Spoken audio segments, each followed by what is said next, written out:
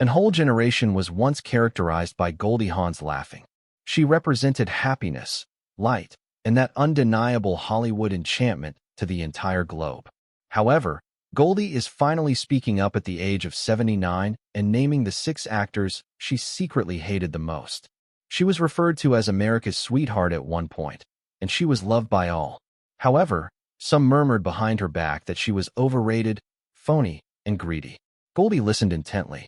She recalled, she also swore she would never again collaborate with them. And you'll realize how much suffering was concealed behind that flawless grin once you learn their names.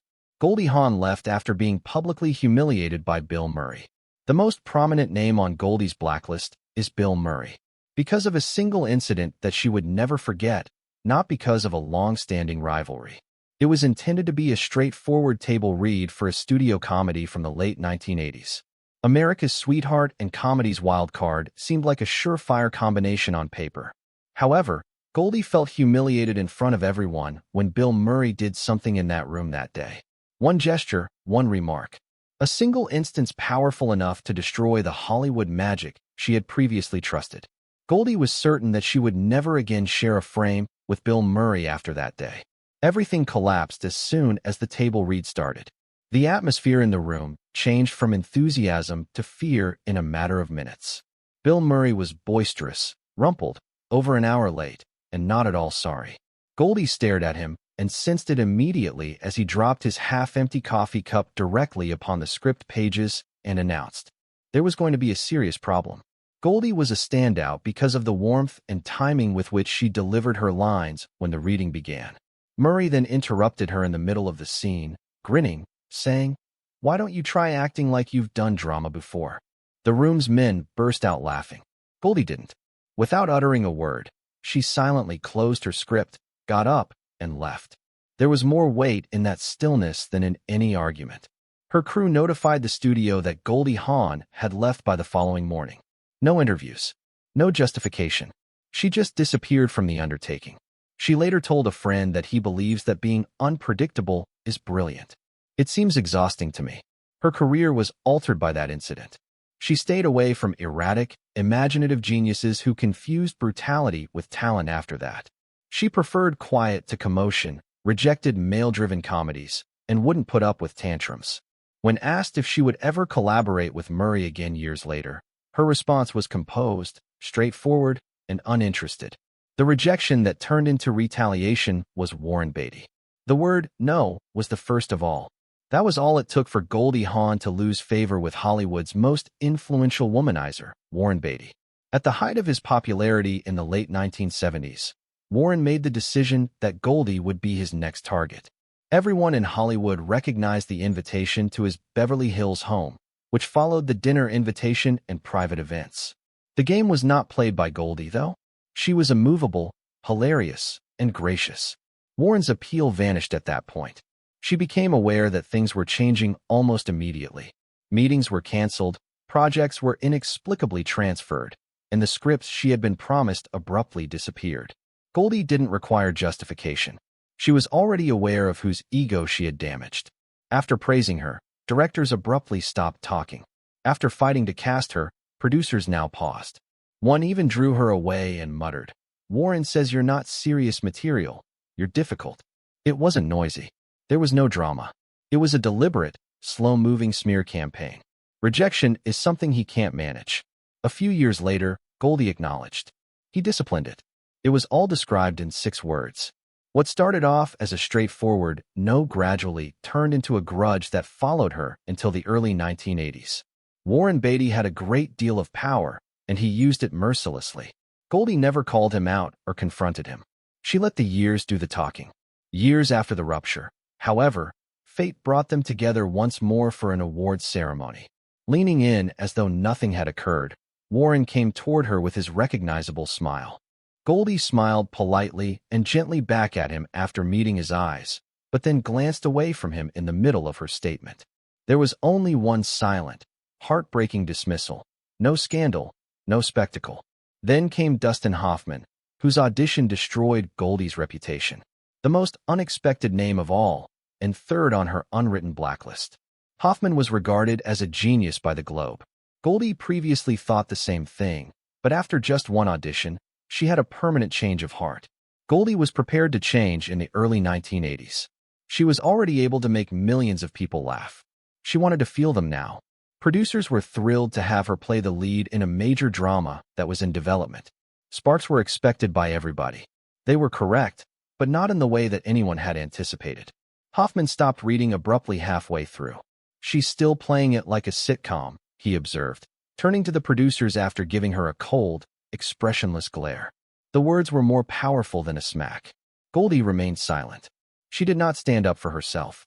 Before anyone could say anything, she thanked the room, concluded the scenario with perfect poise, and left. She gave her agency a call the following morning. She said, "I'm out," in a steady, impersonal voice. "In a room full of men who have already determined that I am a joke, I will not struggle for respect." Goldie left the project and Dustin Hoffman permanently after saying that. When questioned about the incident years later, she only replied, "Some men forget they're not directing the women around them." One silent, razor-sharp line. Her retaliation was that Hoffman believed he had shown her vulnerability. Rather, he exposed his own conceit. Goldie refrained from arguing. She didn't beg. She simply left without turning around.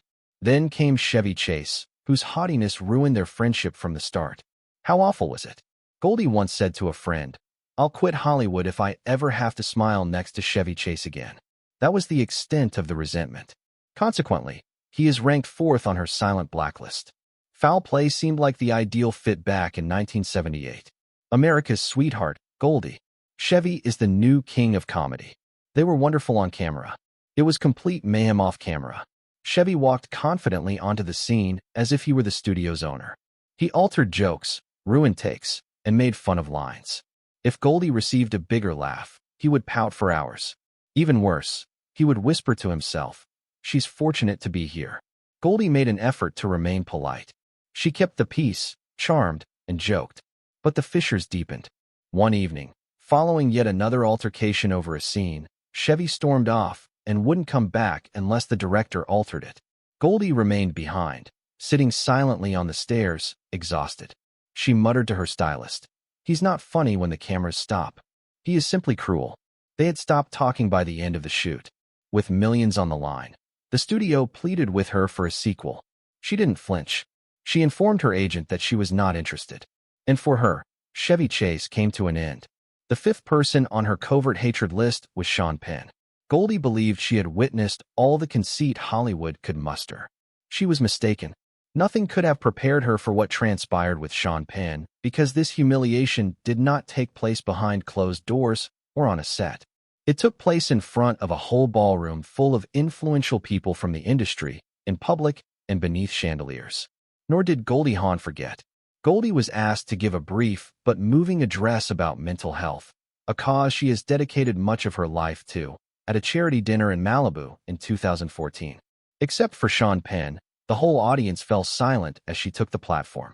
He rolled his eyes, let out a loud sigh, and muttered, "Another celebrity wellness sermon," from his table. The real blow, however, came when she concluded her address to enthusiastic applause. Penn smirked, leaned back, and said the words that would stick in her memory forever. She ought to continue laughing. Goldie remained silent. She didn't get any smaller. She merely raised her glass in a silent toast, smiled, and departed early. My entire career has been reduced to chuckles, and she didn't say anything till she got in the car. She drew her line in the sand at that very moment. Goldie declined to go to any gathering where Sean Penn's name was on the guest list after that evening. And she didn't hesitate, not my energy, when asked years later how she felt about him. She was done and wasn't upset. The last person on Goldie's quiet hatred list, Kirk Douglas, was the unexpected one. Not a competitor, not a boisterous comedian, a legend in Hollywood. In the late 1990s, it started at an industry panel. As an Oscar winner, producer, and seasoned Hollywood woman, Goldie was present. Already a legend, Kirk greeted her with that well-known smile, kissed her hand, and said, "You haven't aged a day, sweetheart." The audience chuckled. Goldie grinned. On the inside, though, it was a compliment disguised as a sting. Things became worse when the panel started. Kirk repeatedly interrupted her, completing her phrases, correcting her ideas, and taking back the spotlight as though it still belonged to him alone. Each disruption served as a reminder of the ease with which strong men might eliminate women, even successful ones. You could sense the moderator's displeasure, she later acknowledged. She changed from radiant to icy.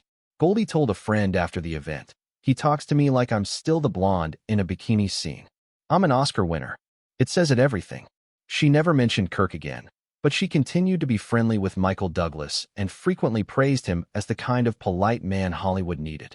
Later, she said, "Some men don't deserve a second act in your memory." The harshest reality of all is that Kirk Douglas was on her list, but he was unaware of it. You now understand the true tales that lie beneath the golden grin of Hollywood. Which of these 6 names most surprised you? Do you believe Goldie was correct to remain silent over all those years? Or should she have revealed them earlier? Leave a comment below with your opinions. For more untold Hollywood confessions, remember to like, subscribe, and return.